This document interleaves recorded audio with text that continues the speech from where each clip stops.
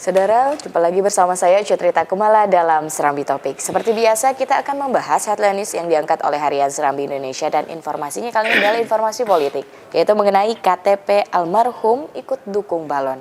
Apa dan bagaimana kita akan coba diskusikan tentunya bersama dengan Bung Asnawi Kumar, selaku Kepala Litbang dan Redaktur Opini dari Harian Serambi Indonesia. Selamat sore, Bung Asnawi. Selamat sore. Sore luar biasa. Apa kabarnya, Bung? Baik. Baik. Kita akan coba diskusikan ini informasi politik, Bung. Ini juga saya singgung sedikit mengenai bakal calon tentunya yang akan maju di Pilkada 2017. Nah, tapi mengapa informasi politik ini menjadi cukup penting untuk dijadikan headline news nih pilihannya? Kenapa, Bung? Iya, memang ini merupakan tahun politik ya. Baik. Kita tahu persis bahwa pada bulan Februari nanti Pilkada serentak itu akan dimulai. Dari beberapa daerah di Indonesia, Aceh termasuk pilkada yang terbesar karena melibatkan satu pemilihan gubernur, kemudian juga diikuti dengan pemilihan 20 kabupaten kota kepala daerahnya.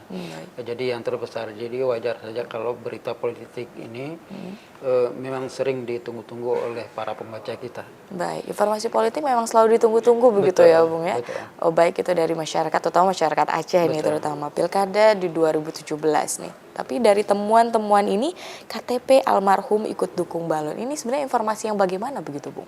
Ya, ini kan memasuki tahap verifikasi ya, khususnya bagi para calon independen. Kita tahu untuk pemilihan kepala daerah tingkat provinsi di Aceh ada 3 pasangan. Ada pasangan Zaini Nasruddin ya, dari jalur independen, kemudian ada juga Zakaria Samam berpasangan dengan Teguh Alaidinsyah. Kemudian satu lagi Abdullah Putih berpasangan dengan wakilnya. Ketiga ini dari jalur independen. Jadi ini yang sedang dilakukan oleh pihak KIP sekarang selaku penyelenggara pemilu di Aceh, melakukan verifikasi faktual terhadap syarat dukungan, diantaranya adalah pemeriksaan KTP. Dari penelitian yang dilakukan oleh pihak KIP melalui PPS ya, panitia pemungutan suara. Ke beberapa desa memang ditemukan bermacam-macam, diantaranya ada KTP yang orangnya sudah almarhum. Bisa jadi KTP-nya diperoleh pada saat apakah pengumpulan KTP sebetulnya sudah lama dilakukan oleh para kandidat yang sudah lama juga menginginkan untuk maju dari jalur independen. Jadi bisa saja pada saat dikumpul orang masih hidup, kemudian pada saat verifikasi orang sudah meninggal. Itu bisa jadi. Kemudian ada lagi KTP yang double, misalnya satu KTP satu orang itu terdapat KTP-nya ada di pasangan calon yang lebih dari satu. Kemudian ada juga KTP dari para narapidana dengan tuntutan hukuman di atas 5 tahun. Itu kan kita tahu bahwa setiap narapidana yang dituntut di atas 5 tahun itu hilang hak pilihnya, jadi nggak bisa memilih dia. Jadi memang ini lagi terus diperiksa, diverifikasi oleh pihak KIP ya. Kemudian ini hari terakhir proses verifikasi itu, karena mulai besok tanggal 7, 8 dan 9 itu direkap di masing-masing kecamatan. Baik, informasi ini juga langsung dinyatakan oleh Junaidi selaku komisioner dari KIP Aceh begitu ya, Bung Asnawi. Namun juga dari verifikasi yang juga cukup ketat seperti ini, juga adanya temuan-temuan tadi untuk memuluskan segala cara untuk maju Pilkada 2017 tentunya. Apakah ada efek dari para kandidat terkait hal ini? Gitu? Ada. Setiap kandidat yang kedapatan misalnya KTP-nya bermasalah itu nanti harus mencari KTP double. Double dalam arti kalau ada masalah KTP-nya ditemukan 10 misalnya ganda, atau kata ganda misalnya KTP yang sudah pemiliknya sudah almarhum, itu pada saat melengkapi itu 2 kali lipat dia harus memberikan KTP dukungan dari calon pemilih yang berbeda. Jadi kalau ada 10 yang bermasalah, pasangan tersebut harus menutupnya dengan 20 KTP lain. Seperti juga kita tahu yang paling hangat adalah seorang calon ya di tingkat kabupaten kota yang memfotokopi sampai ada 8.000 KTP-nya. Nah, yang bersangkutan juga dikenakan sanksi.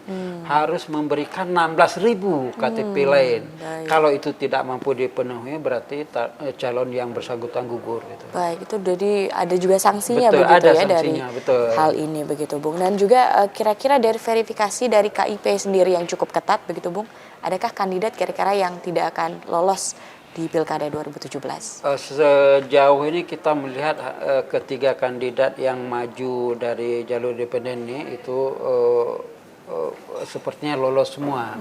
Bahwa ada beberapa temuan itu tentunya akan karena memang ada kesempatan untuk memperbaiki syarat dukungan, memperbaiki administrasi, termasuk memberikan syarat dukungan baru bila ditemukan ada KTP yang bermasalah. Sempat disebutkankah oleh KIP Aceh kira-kira pasangan siapa yang ada temuan-temuan tersebut, Bung? Oh, saya kira itu tidak disebutkan ya. begitu, Tidak, Bung, ya? Kita juga nggak setuju. Misalnya tujuan KIP kan bukan mempermalukan calon ya. Baik. Mereka melakukan verifikasi, kemudian pada saat verifikasi temuan-temuan mereka sampaikan secara umum, tidak Baik. spesifik terhadap untuk calon tertentu, tidak ada. Baik, ini kita informasikan juga dari Komisi Independen Pemilihan Aceh tentunya. Dari tahapan ini adalah tahap verifikasi. Nah, kira-kira untuk selanjutnya tahapan apa yang akan Ya, dilakukan? selanjutnya setelah ini direkap selama 3 hari, kemudian nanti akan memasuki tahap pendaftaran ya. Pendaftaran nanti ini kan baru dari calon independen, nanti dari partai juga. Jadi itu pada tahap pendaftaran, kemudian setelah semuanya lengkap baru diumumkan semua kandidat ini sebagai calon. Jadi sekarang masih statusnya sebagai bakal calon. Bakal calon.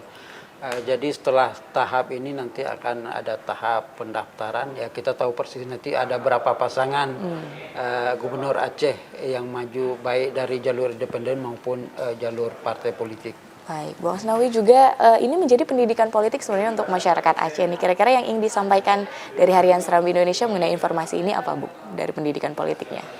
Iya, kita memang selalu berupaya ya mendidik pembaca kita untuk melek politik, untuk mengerti politik. Karena bagaimanapun kita tahu bahwa sebagian besar pembaca kita paling suka berita-berita politik. Baik. Nah, karena itu kita sangat berharap bahwa apapun yang kita sajikan, kita tidak bersifat misalnya tidak maulah menjadi provokator, tidak kita tampilkan berita-beritanya yang sifatnya provokatif. Jadi kita terus berupaya untuk menyajikan berita politik ini, terutama dalam kaitan dengan pilkada yang akan datang ini secara berimbang.